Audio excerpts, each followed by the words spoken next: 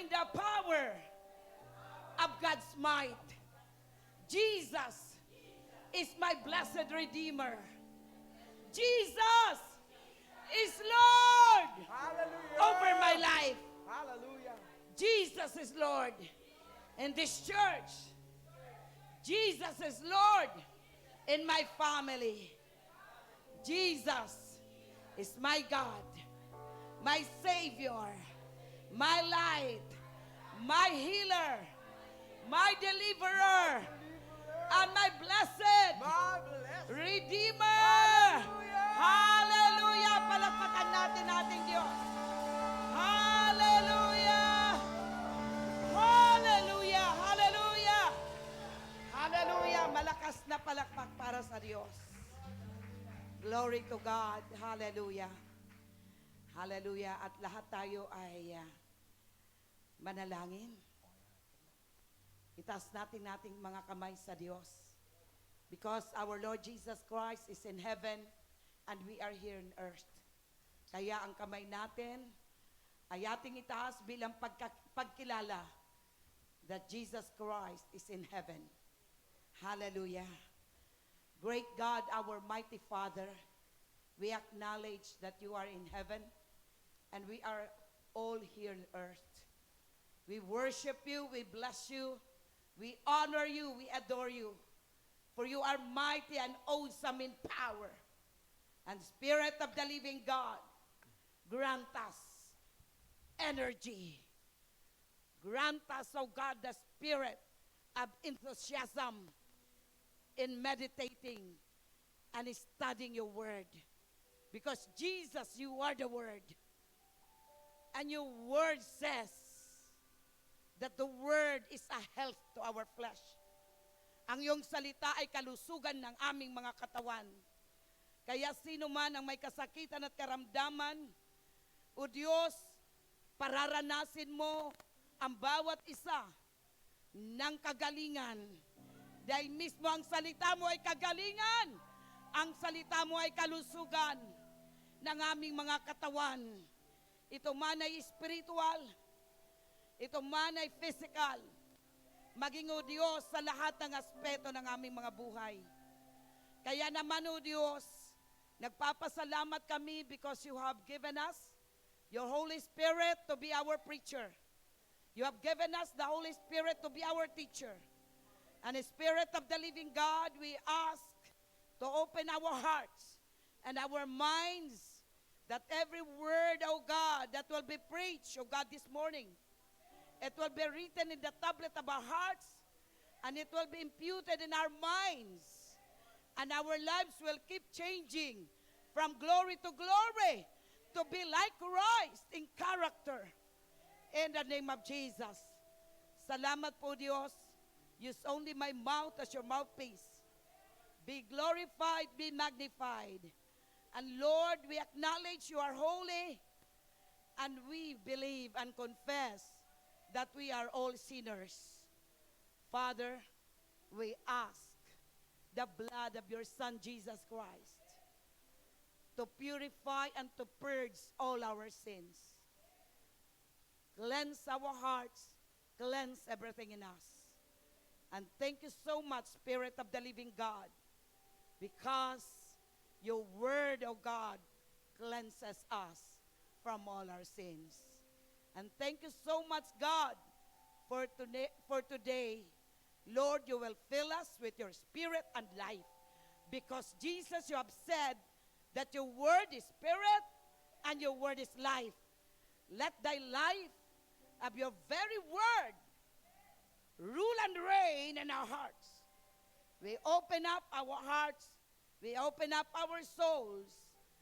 We open up our mind.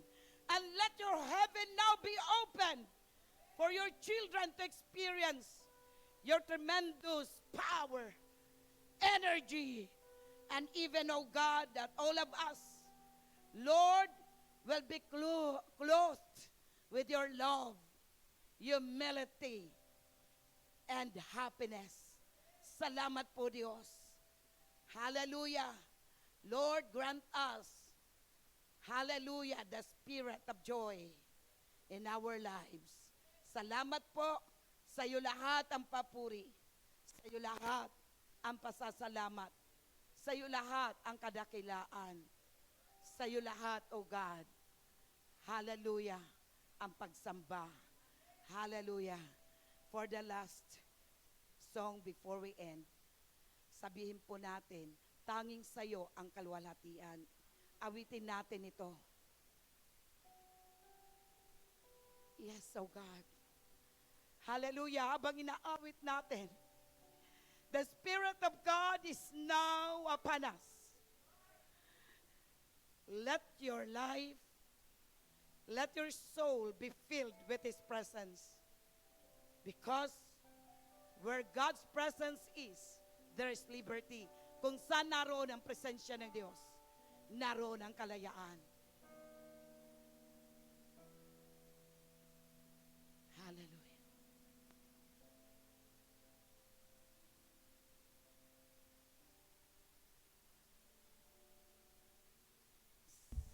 Sa'yo kalwalhatian, tanging sa'yo papuri ko. Yes, O God. Thank you so much. aming Sambahin ka, aming We worship you, Jesus. We worship you, Holy Spirit. Oh, yes. Praises be unto you, God. Worship be unto you, our God. Glory be unto you, God. Hallelujah. Now and forever.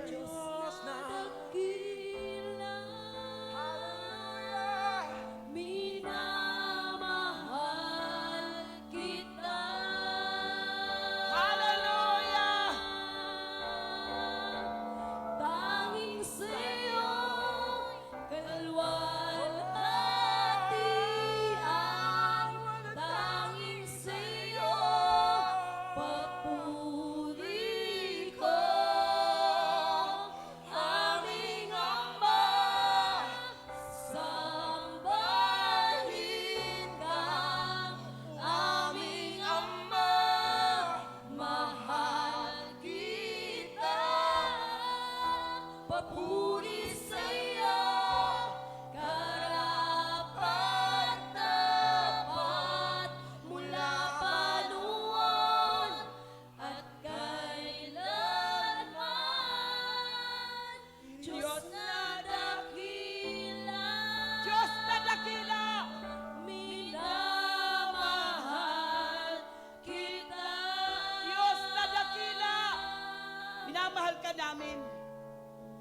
Diyos na dakila, Iniibig ka namin. minamahal kita. Diyos na dakila. Sinisinta ka namin. Diyos na dakila,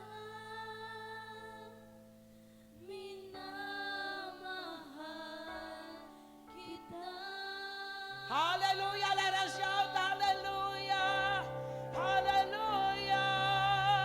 Hallelujah. Hallelujah. All glory, all praises, all honor belongs to you, our God. We worship you. We bless your holy name. We give you thanks and praise, for you are great and awesome in power. You are mighty God. You are awesome God. We bless you. We magnify your name. Your name is Jesus, the name that is above every name. Every knee shall bow, every tongue confess. Jesus, you are our Lord, Savior of our soul. Hallelujah. Hallelujah. Hallelujah. Hallelujah. The Spirit of God is upon us. Let us continually worship our God. And because God's presence is in us, you can now ask anything you want from God. At this point in time, God is saying, you can ask anything in my name, and I will do it. Whatsoever you ask, believe, you will receive it. Ask in faith. Ask in love. Ask in the name of Jesus.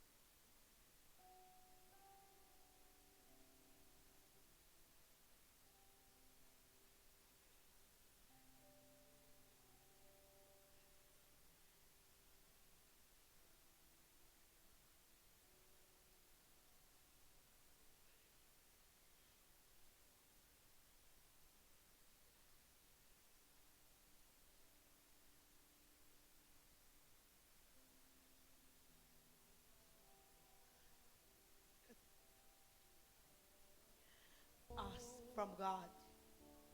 Speak out. It is God who says we can ask anything in His name, and He will do it. Ask and you will receive. Seek and you will find. Knock and the door will be open unto you. For our Lord Jesus is the door of our lives. Open up, open up, open up the door right now, oh God. Open up, Jesus. Open up, Holy Spirit. And let your bountiful blessings come forth in us. Pour out, oh God, pour out your Spirit, oh Lord. Pour out your Spirit. Pour out your Spirit. Pour out your Spirit. Pour out your Spirit, oh God. We worship you. We bless you. We magnify your name. Hallelujah. Hallelujah. Hallelujah. Every mouth, give thanks to God now. Bawat bibig magpasalamat sa Diyos ngayon na. Thank you, Lord. Thank you, Hallelujah. Father. Thank you, Thank you, for your Jesus. blessing. Thank you, Holy Spirit, for your mighty presence. Oh, thank you, Lord. Hallelujah. You will set us free. You will set us free. You will set us Glory. free from all. So let it rain. So let it rain. Every voice. Open up the gates of heaven. So let it rain. Let it rain. Open. The floodgates of heaven. Let it rain. Let it rain, God. Let it rain, Jesus. Let it rain. Oh, hallelujah. Yes, oh God. The heaven is open. People of God. People of God. The heaven is open. We can now enter heaven in the spiritual realm. Oh God, thank you. So Lord. let it rain. Let it rain. Open the floodgates of heaven. Let it rain. Let it rain. Open the floodgates of heaven. So let Let it it rain.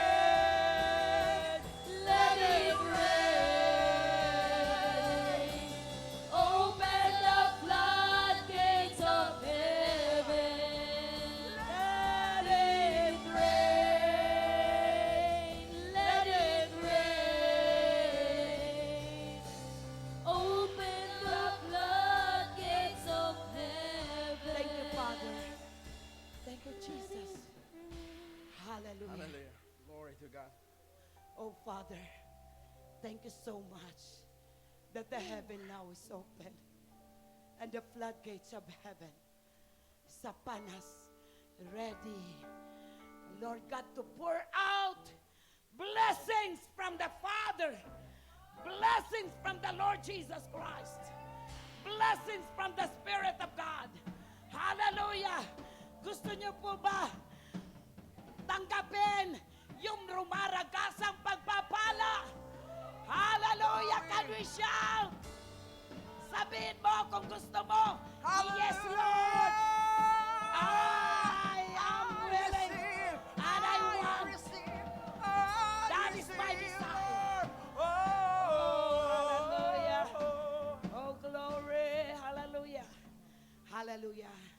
And we will now praise our God. Father, we give unto you all glory, all praises, all thanksgiving. In Jesus' mighty name, everyone will shout and say, Amen! Amen! Amen! Hallelujah! Sige po, makakaupo na po bawat isa. Praise the Lord. Thank you for the Spirit of God is greatly moving in our midst. Ang Diyos ang kumikilos. Hallelujah. Naranasan ba natin yung presensya ng Diyos? Hallelujah. Kung naranasan mo, sabi mo, Hallelujah, Father. Naranasan ko talaga. Praise God. Sige po, tayo po ngayon ay darako na po sa kanyang salita. At ang salita ng Diyos ay buhay. So kung gusto niyo po makaranas ngayon ng buhay, because the Word of God is life, sino nagsabi niyan? Si Jesus Christ. And the Word of God is Spirit. Ito po ay Espiritu. And the Spirit is God. So kung gusto niyo maranasan yung Diyos na sa buhay nyo ngayon kikilos at babaguhin ang ating mga buhay, makinig po tayo ng mainam. Dahil ang totoong anak ng Diyos ay matindi kong makinig ng kanyang salita. Hallelujah. Let us be recipient. Tanggapin natin ng buong buo. Wala tayong pinatatamaan kahit sino po sa atin dito. Dahil ang salita ng Diyos, ito po talaga, ang sabi po ng Hebrews 4:12, for the word of God is quick and powerful, sharper than any two-edged sword, piercing even to the dividing asunder of soul and spirit, and at the joints and marrows, and a discerner of the thoughts and intents of the heart. So, ganun po magkabila po ay talim. Kaya po, wala po tayong pinatatamaan. Lahat tayo dapat matamaan. At kapag natamaan ka, magbago ka. Amen? Hallelujah. Palpakan natin ating Diyos. Glory to God. So ngayon, ang ating pong pag-aaralan, hallelujah, do you desire? Nagnanasa ka ba to live in perfect harmony? Nagnanasa ba tayo na mabuhay, na tayo po ay mayroon pong ugnayan sa ating Diyos, sa ating kapwa, sa ating mga sarili na walang kapintasan. Hallelujah. Kasi po, totoo sa mundong ito, maraming kaguluhan. Pero ngayon, tinatanong ikaw at ako ng Diyos, gusto mo ba maranasan? Magnasa ka? Do you want to desire to live in perfect harmony? Gusto mo wala kang kaaway? Gusto mo ang Diyos ay kaibigan mo? Ang gusto mo maranasan na sasabihan ka ng Diyos, you are my friend. Katulad ng sinabi niya po kay Abraham, that Abraham is his friend. At walang pagkakaiba si Abraham sa atin. At gusto rin ng Diyos, tawagin kang kaibigan. Amin po ba? So dahil gusto niya na ikaw at ako'y tawagin na kaibigan, kaya po sa umagang ito po yung gusto ng Diyos, maliwanagan natin at maunawaan. So ano po yung ating text verse? Our text verse is found in the book of Colossians, chapter 3, 14 to 15. Ano po ang sabi dyan? And all over these virtues, put on love, which binds them all together in perfect unity. Let the peace of Christ rule in our hearts, since as members of one body, you were called to peace, and be thankful. So tayo po lahat ay tinawag ng Diyos na tayo po ay hindi niya kaaway, kundi tayo po ay kanyang kaibigan, na mayroon po tayong kapayapaan. Kaya anong gagawin natin? Mapagpasalamat tayo. Can we express our thanks offering to God now? Pwede ba tayo magpasalamat ngayon? Habang kayo'y nasa upuan, pasalamatan natin ang Diyos. Hallelujah! Yes, thank you, Father. Thank you, Jesus. Thank you, Holy Spirit. You are great and mighty God.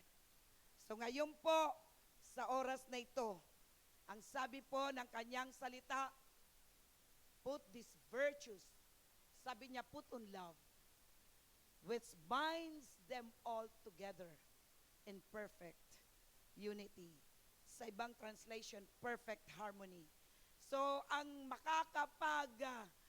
buklod sa bawat isa sa atin para mayroong unity, may pagkakaisa, ay mayroon pong pagkakaunawaan, pagkakaliwanagan.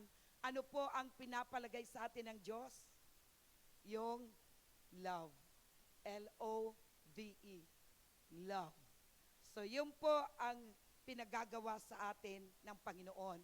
So, therefore, we can say that love is an action. Ito po, ang love is an action. Ito po ay verb. Mayroon po pala ito dapat gawin. Pag sinabi po yung pag-ibig, ito po pala ay action at saka decision. Love is an action and a decision. Ito po pala ay may kaakibat na pagdidesisyon na gusto ng Diyos. Kailangan ikaw at ako ang magdesisyon nito. Amen? Hallelujah. At dahil po, ito po ay action. Action word. At ito rin po ay may kaakibat na pagdidesisyon. So ano po ang mga dapat natin gawin? Our action or decision ay dapat ganito. So, isa-isayin po natin sa verse na ito na sinasabi ng salita ng Diyos, love is an action and decision to experience perfect harmony or perfect, ano po yung kanina ginamit dyan? Perfect unity.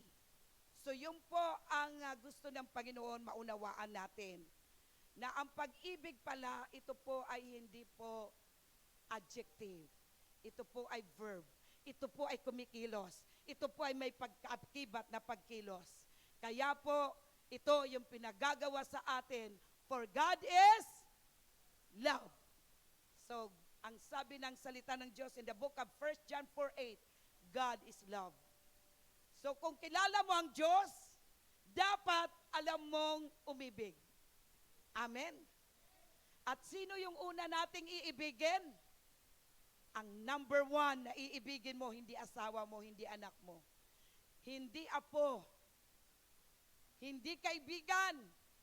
Kundi yung may lalang ng ating buhay. And He is our God, our Creator. The Creator of heaven and earth. So kaya po, dahil ito po ay action word. So ano po ang gagawin natin? Dapat ito po yung gagawin natin decision. So our action or decision are the following. Una po, ano po ba yung gusto ng Diyos na dapat natin ikilos? Base po sa ating pong base po doon sa talata ng salita ng Diyos.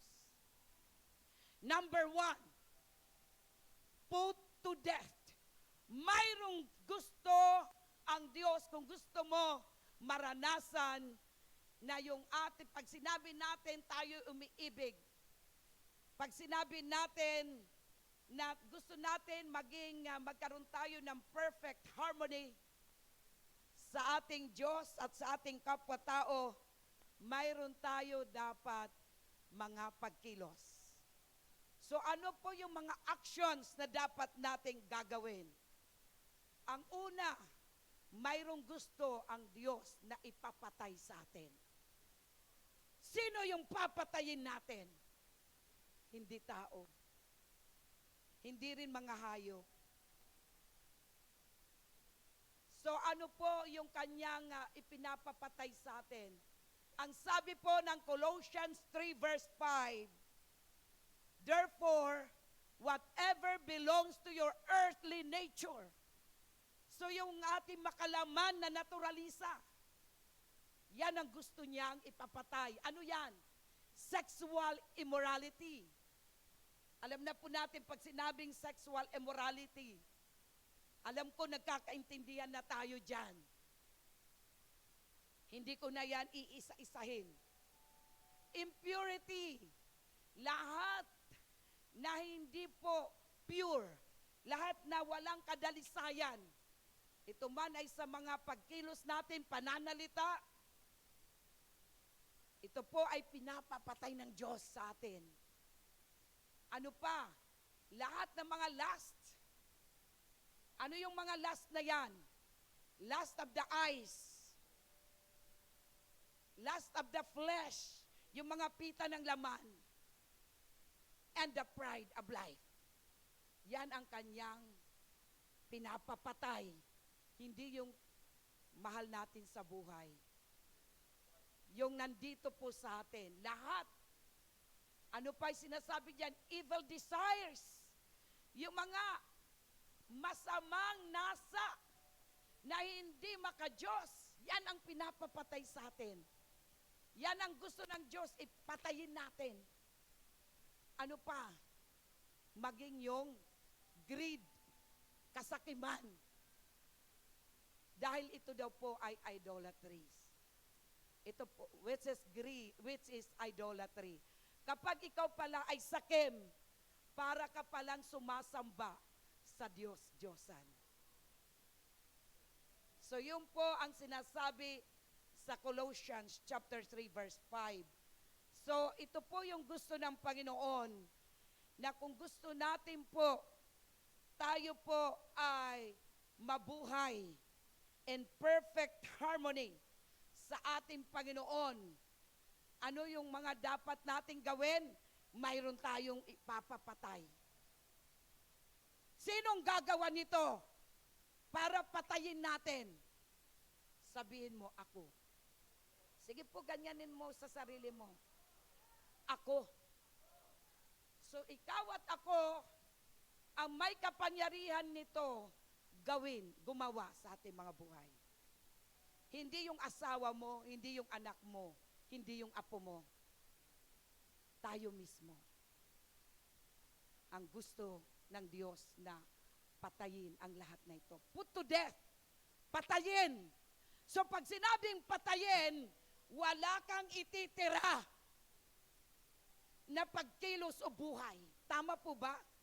Pagpatay na, kahit sipain mo yan, tadyakan mo yan, hindi na yang gagalaw kasi patay na. So yun po ang pinapapatay sa atin. Ano daw po yung mga pinapapatay? Yung lahat earthly nature. Yung mga makalaman. Yung makasanlibutan. Dahil ano po ang nandito sa sanlibutan? Lust of the eyes, lust of the flesh, and the pride of life. So ang nandito sa mga, pag sinabing lust of the flesh, yan, sexual immorality. Impurity. Lust, lahat ng mga lust. Lahat ng mga pagnanasa na hindi makadiyos. Yan ang pinapapatay sa atin ng Diyos. yung mga evil desires, yung masama, yung mga na alam mo, hindi gusto ng Diyos, pinapapatay sa atin yan. Ano ba yung mga evil desires na mayroon tayo na nagagawa natin? Pinapapatay ng Diyos yung ikaw ay maging mayabang.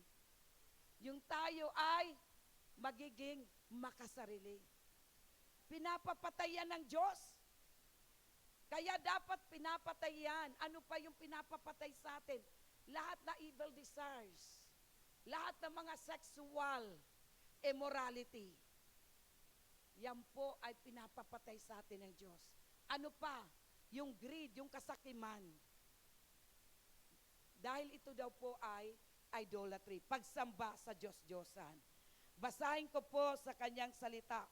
Ang sabi po sa Colossians chapter 3 verse 5 sa Tagalog version, ang sabi niya po sa kanyang salita, patayin ninyo ang anumang makalupa na nasa inyo. Okay, anong sabi dito? Patayin ninyo ang anumang makalupa na nasa inyo.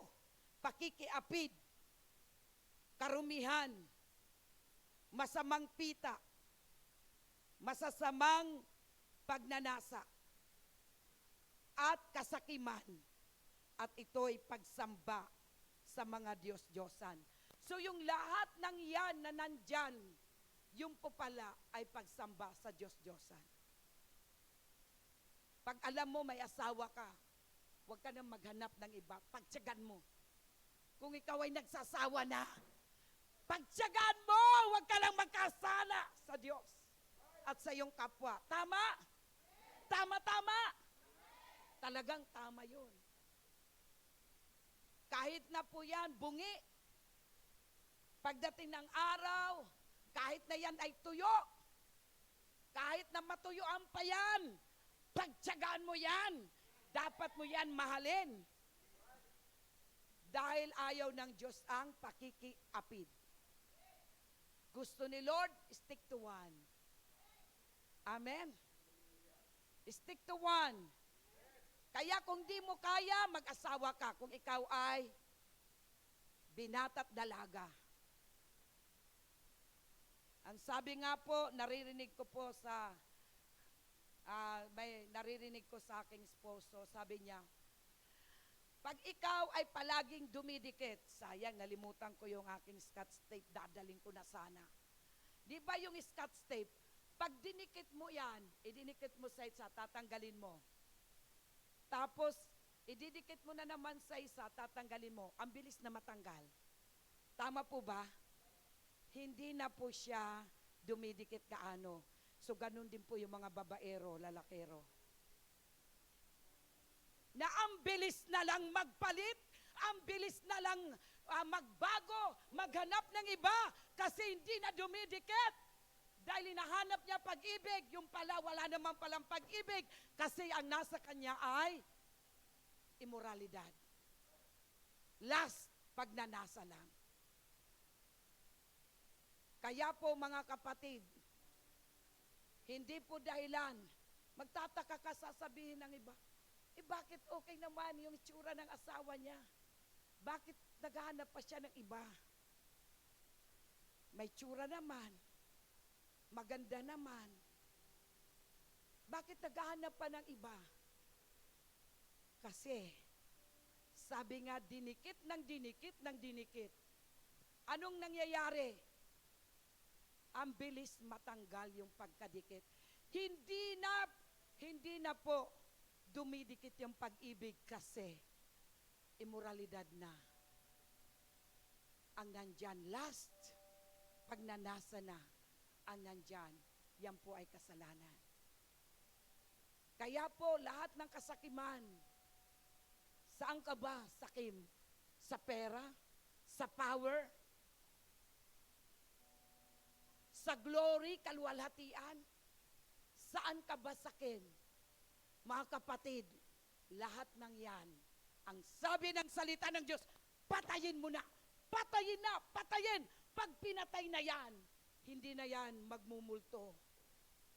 Hindi ka na po niyan gagalawin. Di ba pag patay na tao, sipain mo yan. Tadyakan mo yan, suntukin mo yan. Anong mangyayari? Wala na, kahit anong gawin mo sa kanya, tadtarin mo siya. Wala na po.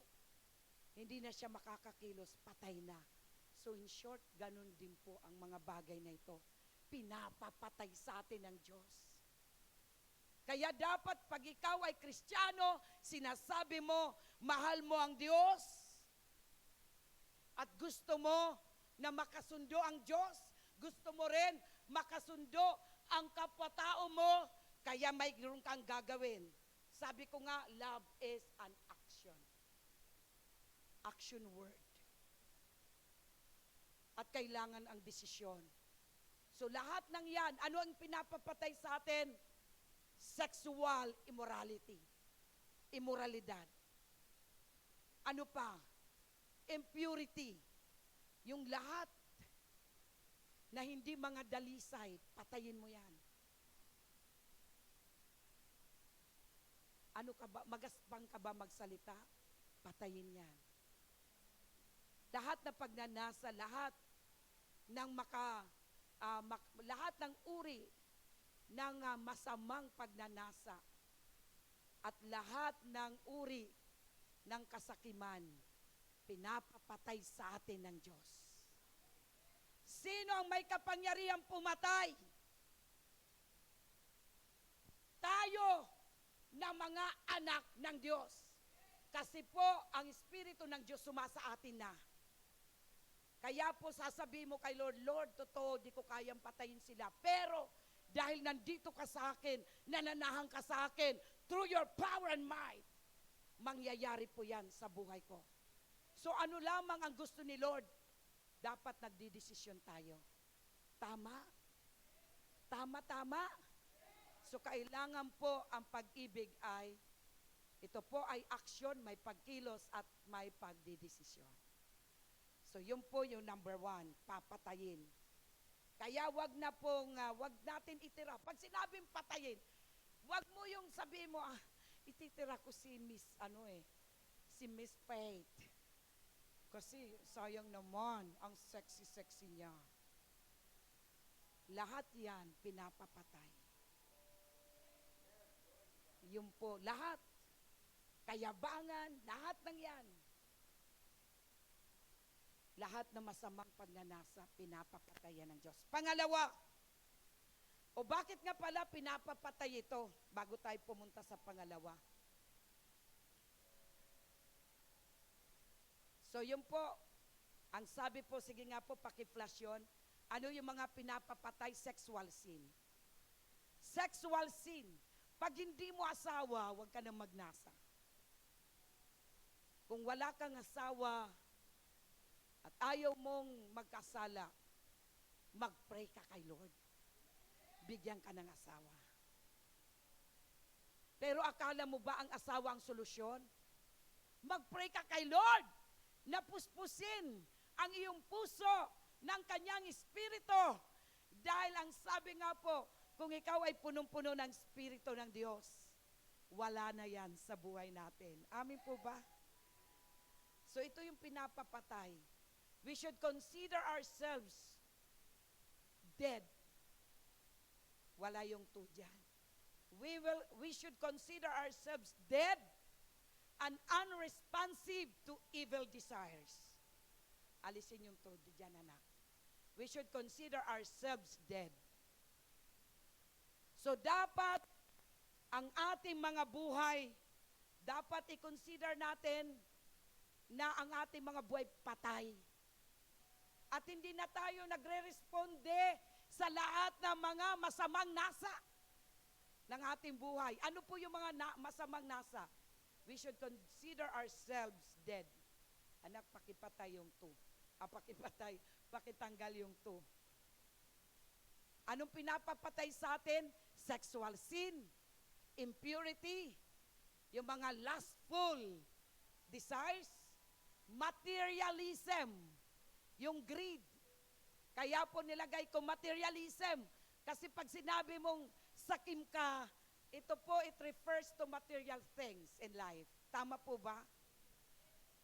So yun po, kaya pag sinasabi mo, pinapatay mo na yung iyong pagiging materialistic, matututo kang magbigay sa mga nangangailangan. Matututunan mong magresponde sa mga responsibilidad mo. Kung tatay ka, ano ang sabi ng Biblia? Kayo ay inatasan na provider. Kaya kung tatay ka at hindi ka nag-provide, magtrabaho ka. Mag-provide ka. Hindi naman sinabi ng Lord na mag-provide ka sa kanilang 1,000,000 isang buwan. Alam niyo po, yung ako'y nagro-rosa, grabe pala yung governor sa Bangko Sentral. Ang kanilang sweldo, basic salary, mahigit 1,000,000 sa isang buwan. Wala po yan allowances. Ganun ang mga sweldo. Pero tayo, kahit nakakarampot lang yung sweldo, ang sabi ng Panginoon, wag tayo, patayin natin ang pagiging materialism kasi pag namatay tayo, yan po ay may iwan. At sa samang palad, nag-aaway-away pa ang mga anak, mga relatives. So kailangan, kaya po tanggalin natin ang pagiging materialism. Sa panong paraan? Kung ikaw ay Kristiyano, ang para sa Diyos, ibigay mo sa Diyos. At maglaan ka ng para din sa iyong, magtatabi ka rin ng para sa iyong kinabukasan na kailangan mo. At yung iba, ipamahagi mo. Ibigay mo kung anong mga kailangan sa pamilya. Huwag natin panatilihin na tayo po ay mga sakim. Alisin natin yung pagiging materialism.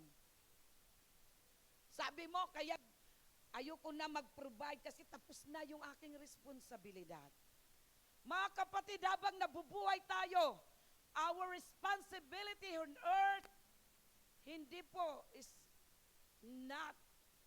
does not put to an end. Wala po yung katapusan. Habang nabubuhay ka at may kakayanang tumulong ka sapagkat ang pagtulong ay mabuting bagay at lahat na mabuting bagay galing sa Diyos. Amen? Palakpakan natin ating Diyos. Huwag tayo maging maramot. Yun po yung sinasabi dyan na materialism. Huwag kang maging maramot. Okay, pangalawa. Ano pala yung consequence nito? Kaya sabi ni Lord, patayin. Wala kang ititira. Wala kahit katiting. Dahil ang consequence, makikita natin sa Colossians chapter 3 verse 6, the wrath of God is coming. Kailan po darating yung puot ng Diyos? Kailan darating yan yung puot ng Diyos? Kung hindi mo man maranasan habang buhay ka, darating ang isang araw, mamamatay tayo. At haharap tayo sa paghuhusga ng ating Panginoon. Naniniwala po ba tayo that we will face judgment before God? Huhusgahan tayo kapag ikaw, yung ating laman na ito ay namatay na? Haharap tayo sa kanyang paghuhusga. Kaya po anong sabi sa Hebrews 9:27, it is appointed a man wants to die and after that judgment. Kaya yan ang tandaan natin. May paghuhusga na harapin ka. Kung ngayon namamayagpag ka, na yung dapat mong patayin, ayaw mong patayin, kasabi mo, ang sexy niya, ang gwapo niya, ayaw ko siyang patayin, yung asawa ko, wala nang ngipin. Yung aking asawa, wala nang kalatoy-latoy. Kaya mabuti pa ito, bata pa, fresh, sabi pa niya. Fresh ito. Kaya siya na, ayaw ko siyang isurrender. Ayaw ko siyang tanggalin. Kasi sabi niya, para mapatunayan, ako ay machong lalaki. Dapat makita nila, mayroon akong batang-batang magandang babae. Ang sabi ng Lord, kung totoong nagmamahal tayo at gusto natin yung maayos na relasyon, una sa Diyos, sa ating kapwa-tao, sa ating pamilya, sa lahat, pinapapatay yun. Kaya kung may kirida ka, kung mayroong kang third party, Englishin ko na lang. Kung may third party ka, yung iba may quadruple party pa. Ano man, sino man yung party na yan, patayin na yan. Tanggalin. Hindi siya papatayin mo. Hindi yung tao papatayin mo. Sinong pinapapatay? Yung iyong mga makalaman na pagnanasa. Kasi darating ang araw. Tandaan mo yan, wrath of God is coming. Hindi po pwede na wala kang puot ng Diyos na mararanasan. Mayroon at mayroon. May consequence. Ika nga. Tama po ba? Hallelujah. Pangalawa, ano ba yung mga actions natin? Gusto po ba natin, nagnanasa ba tayo, are we desiring to live in perfect harmony or in perfect unity? Saan ba tayo gusto mo na maayos ang relasyon mo una sa Diyos? Maayos yung relasyon mo sa asawa mo kung may asawa ka, maayos yung relasyon mo sa iyong pamilya, maayos yung relasyon mo sa iyong kaibigan. Ito po yung mga gagawin natin. Number 2 is, get rid. Get rid of the following. Ano po yon? Ito po ibig sabihin, get rid. Itakwil mo yan. Alisin natin ito. Ano po yon? Anger. Totoo po, ayaw ng Diyos na tayo po ay nagagalit. Pag ikaw ay nagagalit, alam niyo po ba sa medically, maraming muscles ang nagagamit. Kaya kapag palagi kang nagagalit, ang itsura mo, kahit bata ka pa, para ka ng matanda. Kasi po, maraming muscles na ma-overuse. Di ba pag nagagalit ka, gumaganon ka. Praise God. Yan ang mga muscles na yan, mauunat yan. So yun po, kaya mga kapatid, iwasan natin, get rid of the following. Ano po yon? Yung galit, puot. Sabi mo, napupot talaga yan ako kay yung sister na yan. Naiinis talaga ko dyan. Nagsisimula lang yan sa inis. Katagalan, napupuot ka na. Pag sinabi mong puot, alam niyo, pag naririnig mo pa lang yung pangalan niya, o kaya nagsasalita siya, ayoko na makinig dyan. Aalis ka na lang. So, ayun po, iwasan mo yan. Itakwil ng mga yan. Ano pa? Yung malisya, slander, abusive language.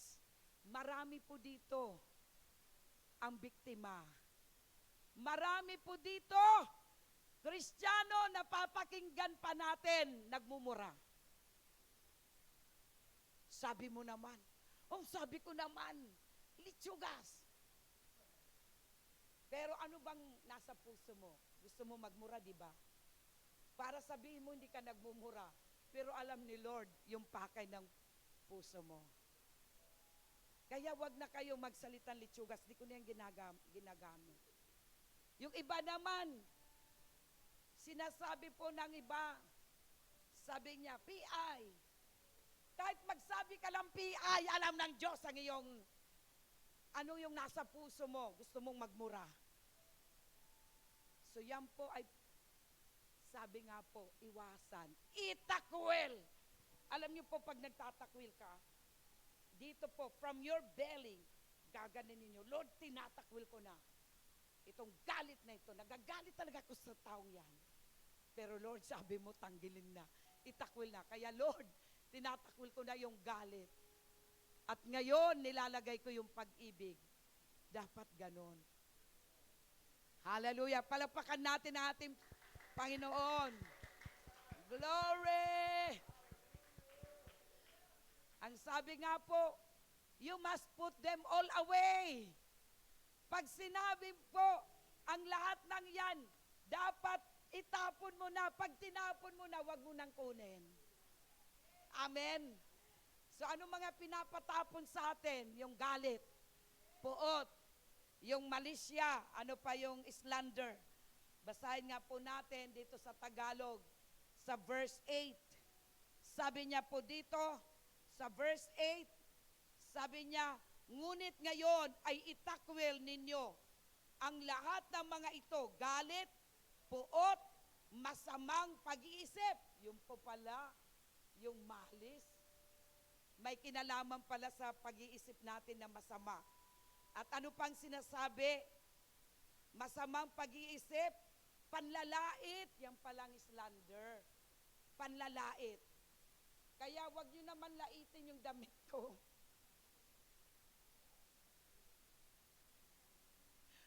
Hallelujah. Lalo na mukha ko, wag nyo laitin. Kasi ito'y anak ng Diyos. Amen? Hallelujah. At ano pang sabi? Panlalait. At sabi niya po dito, maruming pananalita mula sa iyong bibig. So, ang pananalita, yung maruming, pwede ka magsalita, wag yung marumi. Dapat malinis. So, yun po, kaya mga kapatid, yan po yung sinasabi obsento, na galing sa iyong bibig. At saan nagmumula naman? From our mouth, galing sa ating puso. So, yan po ay pinapatakwil. Pag sinabing itakwil, itapon. So, pag tinatapon na natin, wag mo nang pulutin. Kasi marami sa atin, pag tinatapon, minsan, meron akong kakilala, pag nagtatapon kami, nakikita ko, andun na yung tinapon sa bahay. Nilagay ko na sa basurahan. Nakikita ko ulit sa loob ng bahay. Pero dito, itong mga kapatid dapat itapon. Ano yung mga itatapon natin? Yung galit, itapon mo na yan. At wag mo na yan balikan.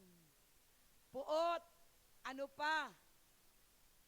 Yung pong, ano ulit yung malis, sabi po sa kanyang salita, sabi niya dito, maruming pag-iisip, masamang pag-iisip. Kaya, kayo lahat, ang isipin natin sa ating mga sarili, tayo'y anak ng Diyos. Amen. Bilang anak ng Diyos, sabi mo, tagapagmana ka ng Diyos. At dahil tagapagmana ka ng Diyos, sabihin mo, ako'y mayaman. Ako ay malusog. Ako ay matatag. Ako ay matibay. At ako ay pinagaling ng Diyos. Kaya kapag ganyan ang ating mga pag-iisip, alam niyo po, walang pwesto si Satanas sa ating buhay. Amen? Walang pwesto ang sakit sa ating katawan. Hallelujah! Bakit po? Ano ang sabi ng salita ng Diyos? Sabi po sa Numbers 14:28, sabi niya po doon, as sure as I live, sabi ng Diyos, I will do to you, I will perform to you the very thing I heard you say. Gagawin ko sa iyo kung ano ang inyong sinasabi. Kaya pag sinabi mo, kaya sabi ko nga, talaga pong purihin ng Diyos Dati pagka nagkakaroon tayo ng EGR, magkakaroon tayo ng EGR this year. Di ba yung mayroon tayong declaration? Pag sinabi po na righteousness, peace, come to me.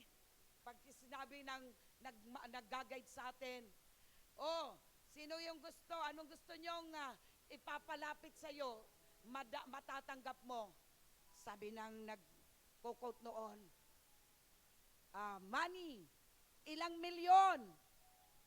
Alam niyo po, wag kayong mahiya. Wag niyo sabihin kay Lord, Lord, 500,000 lang. Sinabi na nga ng leader, ilang milyon. Aba, magsalita ka ilang milyon. Dahil kung ito'y lakipan mo ng pananampalataya, ano ang sabi ng Diyos? Ako ang gagawa niyan. Hindi po tayo, magugulat ka na lang. Yung dati wala kang milyon. bibigyan ka ng Diyos. Siya po ang gagawa ng kaparaanan. Kaya wag ka na magsabi na pag sinabi ng leader dito, pag sinabi na yung magandang kalusugan, health, sabihin mo kay Lord, Lord, pagalingin mo yung aking sakit sa puso. Hindi lang pagalingin yung sakit sa puso, sabihin mo, Lord, pagalingin mo lahat ng aking kasakitan at karamdaman, spiritual man, physical, maging sa financial, pagalingin mo ako. Kasi gagawin ng Diyos yan. Amen? So yun po. Kaya ito yung gusto ni Lord, tanggalin, alisin. Kaya po tandaan nyo po yan, Colossians 3 verse 8. Okay, so ano pa po? Number 3 na tayo. Ano po yung pinapagawa sa atin ng Diyos? Do not lie. Huwag kang magsisinungaling. Bakit? Do not lie to one another. Seeing that you have put off the old self with its practices. Colossians 3:9. Bakit daw po ayaw ng Diyos na ikaw ay dapat hindi nagsisinungaling, tayo ay hindi dapat nagsisinungaling? Mayroon pa akong notes dyan, anak. Na-type ba? Lying to another disrupts unity. Pag nagsisinungaling tayo, mga kapatid, nakakasira yan ng pagkakaisa. Kung gusto mong mawasak ang iyong pamilya, magsinungaling ka na magsinungaling, sige, sisirain talaga ang iyong pamilya. Kung gusto nyo maging masira ang iyong pagkakaibigan, magsinungaling ka, magsinungaling ka. Kasi sinisira talaga ang pagkakaisa. Bakit po? Ano ang sinisira nito pag nagsisinungaling ka? Yung pagtitiwala. Kaya nilagay ko dyan, lying to another disrupts unity by destroying trust. Ang sinisira yung pagtitiwala. At kapag nasira na ang pagtitiwala, yan man ay Diyos o tao, alam niyo po, mahirap ibalik. Tama po ba? Kaya di ba yung iba, na kahit po, nagkamali na nagkamali, hindi siya kaagad pagtitiwalaan. Katulad yung mga, hindi ako nagpaparinig makinig talaga. Kapag may utang ka, sasabihin mo, ay sister, ay brother, sabi mo, mayroon ka bang ano dyan? Sige, may kailangan talaga ako. Babayaran kita. Maglalagay pa ng petsa. Maglalagay kita bukas makalawa. Dumating si bukas makalawa, sabihin mo na naman, sa katapusan na lang. Nang kailan? Katapusan ng daigdig. So di ba yan ang inaasahan? Kaya sa mga nagpapautang, kasama na ako. Sa mga nagpapautang, ihanda nyo ng mga sarili nyo. Baka nalimutan lang sabihin na yung mga inutang pala sa atin, ay nalimutan lang niya sabihin na magbabayad ako sa katapusan ng daigdig, ng mundong ito. Kaya habang buhay pa siya, hindi mo siya masisingil. Kaya sa mga nagpapautang, be ready. Ihanda mo na sarili mo. Bayaran ka man, bonus. Hindi ka man bayaran, patawarin mo sila. Amen. Dahil kung hindi ka magpapatawad, mabre-break yung puso mo. Di po ba? Kasi sinira na nga yung pagtitiwala. Kaya po mga kapatid, anong gagawin mo? Ito yung style ko. Sabi ko kay Lord, Lord, pwede ba ikaw na lang singitin ko? Sa mga tao may mga utang. So Lord, paano mo ako babayaran? Sabi ko kay Lord, sige Lord, bigyan mo lang ako malusog na pangangatawan. Yung puso ko walang sakit. Yung lungs ko walang sakit. Yung lahat, yung liver ko, kidney ko walang sakit. Dahil yung utang nila, kapag walang sakit, ano pong mangyayari? Ikaw ay nakinabang pa. Amen. At wag mo naman sabihin, Lord, sila na lang magkasakit. Wag natin sasabihin yun. Sabihin mo, Lord, pagpalain mo sila. Baka sakali bayaran pa nila ako. Amen. Kasi kung hindi, dahil sinira na po, nagsinungaling na nga sila, ano ang sinira? Pagtitiwala. Kaya pag nasira ang pagtitiwala, it tears down, tears. Winawasak ang relasyon. Tama? Sa mag-asawa, sa mga anak, sa lahat. Pero minsan di ba kapag ang anak ang nangungutang, ang mga magulang, kahit hindi sila nababayaran, walang magawa. Di po ba?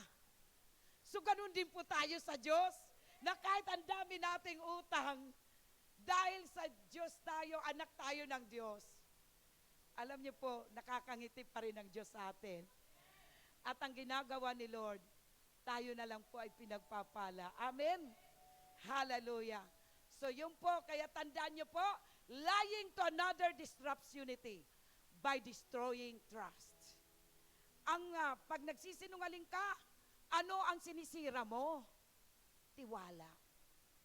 Sino ang kanino ka naninira ng tiwala? Number 1 kay Lord. At yung tao na pinagsinungalingan nyo. Kaya po, kung ikaw mangungutang, sabi mo, kapatid, pwede ba akong makahiram? Kapatid, wag mo ako singilin na, magbabayad na lang ako. Kung magpahiram siya, ay wala ka nang kasalanan. Kasi kung kailan ka, makakabayad. Kaya wag kayong, pag kayo nangungutang, wag kayong magsabi na, bukas makalawa, sa susunod na buwan, sa susunod na taon. Sabi mo, kasi kung kayo sa akin magsasabi, kung hindi ko na kayo pahiramin. At hindi na talaga ako nagpapahiram. Nagbibigay na lang. Pero wag naman abusado. Pag binigyan kayo kahit magkano, tanggapin nyo ng buong buo. Amen? So, bawal nang utangan dito sa church. Mga nabiktima na, marami dito. So, ngayon, kaya ako, habang nagbubulay-bulay akong lesson na ito, pinaalala sa akin ng mga may utang. Sabi ng Holy Spirit, kaya mo ba sila patawarin sa kanilang pagkakautang? Tapos sabi ko, Lord, yung isa, ganitong halaga. Yung isa, ganito. Sabi ko, Lord, sandali muna ha, mag-prayer and fasting muna ako. Mag-prayer and fasting muna ako. Kung kaya ko na po, sabi ko, na kahit hindi nila ako bayaran. Kaya yun po ang usapan namin kanina ni Lord. Sa mga kaya kayo na nga nangungutang, magbayad talaga kayo. Lapitan nyo, sabihin nyo na lang sa pinagkakutangan nyo, kapatid bayaran kita. Pero, ipag-pray mo ako, mabayaran kita ng lalong madaling panahon. Pero wag mo akong sisingilin, babayaran kita. Kung kailan, sabi mo, you pray for me, God will do, and pray for me for God to bless me. So yun po. Kasi, pag hindi po yan, kapag nagsisinungaling kayo, ano ulit ang nasisira? Yung relasyon. Amin po ba? So kahit na sa mag-asawa, kahit na sa mga anak, kahit kanino, pag nagsinungaling kayo at nahuli kayo nagsinungaling, ang relasyon ninyo ang masisira. Amen? Hallelujah. Yung pangatlo na po ba tayo? At pang-apat na. Ano po ba yung ating actions para magkaroon ng harmonious relationship? Sabi po, clothe ourselves with new self. Damitan daw po natin ang ating mga sarili ng bagong ikaw. Ano po yung bagong ikaw? Be an image of our Creator. Ibig sabihin, ang idadamit natin sa ating mga sarili, yung imahin ni Kristo na siya nang likha sa atin. Kaya yun po yung sinasabi sa Colossians chapter 3 verse 10 at sa Colossians chapter 3 verse 12. Ano po ang sabi sa Colossians chapter 3 verse 10? And have put on the new self which is being renewed in knowledge after the image of its creator. So maging kamukha tayo ng ating creator. At sa verse 12, ano pang sabi po diyan? Mga kapatid, sabi niya po, therefore, God's chosen one. Sino ang mga pinili ng Diyos? Itaas ang kamay. Yung mga banal at minahal ng Diyos. Sige po, itaas ang kamay. So ito po ang idadamit natin. Magkaroon daw tayo ng heartfelt compassion, yung habag, kindness, yung kabaitan, kababaan ng kalooban, gentleness, kahinahunan, patience, yung ating pagtitiis o pagtsatsaga. Yun po ang gusto ng Panginoon sa bawat isa sa atin. And last but not the least, ano po yung pang-apat o pang-lima? Yung pang-lima po natin, mayroon bang complaint? Mayroon bang nagrereklamo sa inyo? Ano ang gagawin natin? Kapag may nagrereklamo,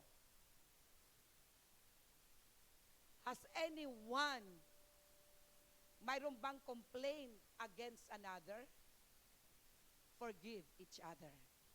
So kung may reklamo sa inyo, may reklamo sa akin, anong gagawin natin? Tayo po ay magpatawad.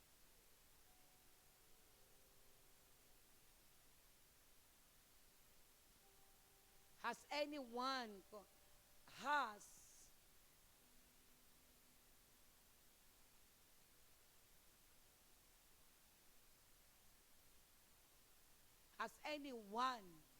having complaint against another, forgive each other. So yung po sinasabi sa Colossians 3:13, bearing with one another, and if one has a complaint against another, forgiving each other as the Lord has forgiven you, so you also must forgive. So yun po ang gusto ni Lord. Kung may nagrereklamo sa iyo o nireklamo ka, ang kailangan magpatawad tayo. So dahil po, pag hindi tayo magpatawad, ano ang sabi ng John 14, John 6:14, 15? Kung hindi tayo magpapatawad, hindi tayo patatawarin ng Ama. Pero kung nagpapatawad tayo, patatawarin tayo ng Diyos Ama. Kaya po mga kapatid, ito ang mga pinagagawa sa atin. Kaya ang verse 14, yun na po yung sa text natin. Pakibasahin natin yung text. Above all, lahat ng yan na binasa natin. Above all, clothe yourselves with love, which binds everything together in perfect harmony. So mga kapatid, yung 5 na bagay na yan, ang dapat natin ikikilos. At dapat may kaakibat na desisyon para sa ganon, tayo po ay magkakaroon ng ganap na maayos na relasyon sa Diyos at sa ating kapwa-tao. So yun po ang pag-ibig. Kaya kapag mayroon tayo ganito, magkakaroon tayo mangyayari, yung kapayapaan ng ating Panginoong Hesukristo ay maghahari na sa ating mga puso. Amen? So bawat isa, pinapaalalahanan ng Diyos. Mayroon ka bang kinocomplain sa ibang tao? Anong gagawin mo? Patawarin natin sila. So yun po. Anong kinocomplain mo? Ayaw niya magbayad? Magpatawad ka. So kapag nagpapatawad tayo, anong gagawin natin? Ipag-pray na natin sila. Huwag na tayong sumama ang loob. I-bless natin sila. Dahil total naman, ang lahat na mayroon tayo ay galing sa Diyos. Amen? Sa ating conclusion, mga kapatid, ano ang sabi? Let love and peace of Christ rule and reign in your hearts because God is love. And love binds together in unity. So yun po Love binds together in unity. Magkakaroon tayo ng magandang relasyon sa Diyos, sa tao, at sa ating kapwa-tao. Lahat po yan. Kaya po, mga kapatid, lahat po tayo ay tumayo. Mayroon po ba tayo mga first-timer na ngayon lang po pumarito? Kung mayroon po tayong first-timer, mamaya, itaas nga po yung kamay, yung mga first-timer. Okay? Okay. Sige po.